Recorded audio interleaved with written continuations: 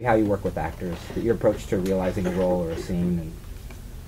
You know, a lot of how we work with the actors is sort of practiced during the casting time. So different ways you see things, or different things that you hope somebody will bring to it, you're trying to get out of the various people that come in. So that's kind of almost like a rehearsal of rehearsal. And then when you're shooting, of course, there's like, you know, there's not a lot of time to mess around because the sun's always going down or something. I don't remember us even having much of a rehearsal period for Clueless. On Fast Times, we just went to the high school and went like to one of the classrooms and just acted like we were having a sort of, you know, show and tell kind of class. And everybody would be in character, screwing around with each other, talking about, you know, objects and stuff and things. And we just didn't even do the lines or anything from the movie. We just played around because I didn't know any better. But that was fun. And I think Sean ordered some Chinese food. What kind of things do you do if you're not getting the right performance from your actor? I mean, I don't know how much preparation you do beforehand in terms of, okay, I have plan B and plan C if this doesn't work. But how do you deal with those situations when, I guess, the actor isn't giving you what you're envisioning?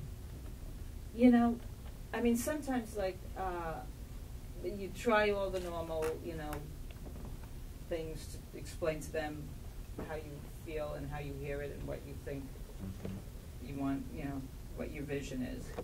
And sometimes they get it. And sometimes they understand what you're saying and then they just do exactly the same thing. Some people, you know, the thing is, if somebody's good, they're good. And then if they're not, you just,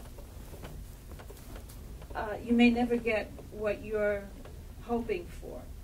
But if you see what they're able to do, maybe you can manipulate what you wanted to, like, there were some scenes where the two girls in Fast Times were talking about situations with boys that, you know, we had some funny lines for them and they never seemed funny. And then we realized, like, okay, every time we go to a new location, we pretty much have the same information that we wanted from that other scene, but in a different way. And it still wasn't working. And then ultimately, I thought, well, what if we make it a serious, like, I mean, because they were just, like, serious.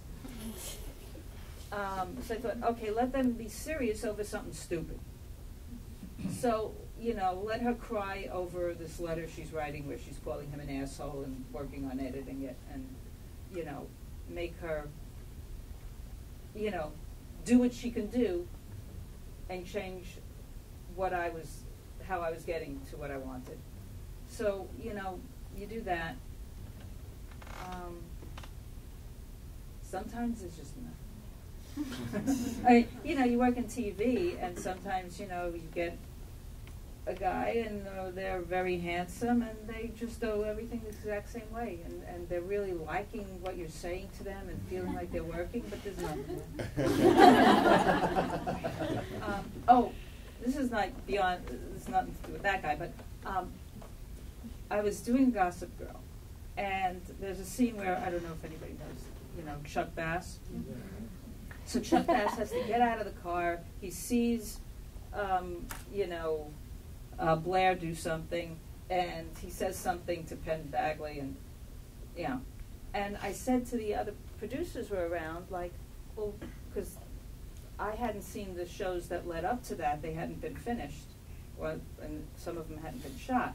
And I said, but aren't they at this point that shouldn't, and isn't this, or why is this happening? Why would he say that? And the producers were like, well, he's oh wait, no, that's not, we didn't shoot it, I don't know. So I go up to Chuck, you know, to Ed, and I go, okay, well, you come here and you say this, but I don't know why. And he goes, Sometimes you just do it. So cute. Sometimes you just do it. At earlier times you had struggled with stories with female protagonists. I was wondering if you thought that there's a place for those kinds of stories now, and if there is, what kind of stories would you like to see about with stronger female protagonists? You know, I just wish there were like females where you didn't think, oh, this is a female story. Where it's just like, you know, you see men who have all sorts of jobs, and what they're doing and what the story is about is based on the job they do. I mean, one of the reasons, Sigourney Weaver, like, killing the aliens, that was awesome. You know, it wasn't like, oh, who does she have a crush on? It's like, she's a woman, there's a little girl she's protecting, and she'll fucking kill any monster that, like, is gonna hurt us. I mean, you know, and you go, yeah.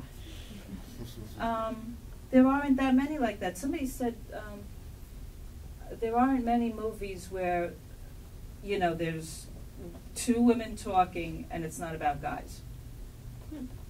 I mean, when you think about it, which is kind of, man, really? And Hollywood loves making up rules, like, oh, if it's a grown woman, it'll be on TV, and if it's, you know, young guys, that's movies. Why? I don't know. But change it. Else? You're next. She's a sweet girl. She's very beautiful. She's easy on the eyes. And she's ridiculously confident. It's like, I wrote a movie, I wrote a book, I'm making a TV show, I'm producing a TV show. It's like, yeah, I guess you are. You know, she wants to do things and then she says it and then she's doing them. You're like, what the fuck did she do in a former life? She must have been, you know, Mother Teresa. I was wondering if you could talk about your approach to writing comedy and if you have any strategies that you It's hard, and then, like, sometimes you're watching lots of stuff and that everybody else thinks is funny, and you're going, I don't see why. And then you, like, get really freaked out.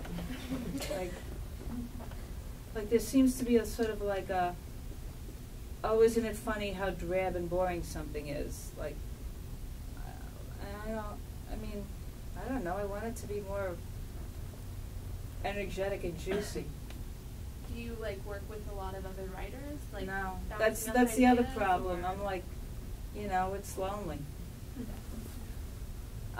But sometimes you start to work with other people, or even if you're talking to them about something, and then they start in on, it could be da da da, and it's like, nah, they're ruining it. I mean, I don't know what it is yet, but no. I mean, but that's like, some people are collaborative, and some people are, you know, more into their own shit. And, you know, sometimes you watch sketches and you go, yeah, okay, that should have ended. And now you think it's so funny that it goes on so long that will make it funnier, but now it's just annoying me.